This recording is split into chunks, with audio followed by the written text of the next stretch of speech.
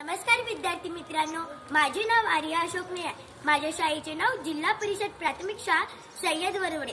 मी आज शिवजयंती विषयी 2 शब्द सांगणार, ते तुम्ही शांत चित्तेने ऐकून घ्यावे अशी माझी नम्र विनंती आहे। छत्रपती शिवाजी महाराज हे भारतीय इतिहासात महान तसेच आदर्श राजा होते। त्यांचा जन्म 19 फेब्रुवारी 1630 रोजी पुणे जिल्ह्यातील शिवनेरी या किल्ल्यावरती त्यांचा जन्मदिवस आहे। त्यांच्या आईचे नाव जिजामाता व वडिलांचे नाव शहाजीराजे भोसले असे होते। शिवरायांचे बालपण खूप धामधमीत गेले। त्यांच्या वयाच्या 12व्या वर्षापर्यंत आई जिजाऊच्या देखरेखाली व शहाजीराजेंनी नेमलेल्या नामवंत शिक्षकांकडून कला, विद्या, भाषा अवगत केला।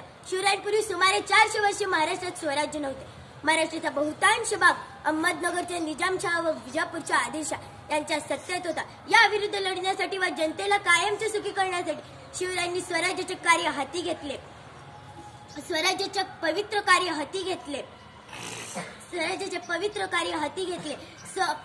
शिवराय अवघ्या 15व्या वर्षी तोरणा किल्ला जिंकला व स्वराज्याचे तोरण बांधले। शिवराय जरी वयाने लहान असले तरी मनाने प्रचंड मोठे होते। शिवराय जरी वयाने लहान असले तरी मनाने प्रचंड मोठे होते।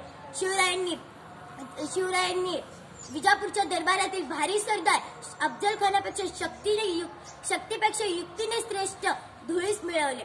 शिवरायांच्या आयुष्यात घडलेला प्रत्येक प्रसंग महाराष्ट्रात प्रेरणा देतो। धन्यवाद।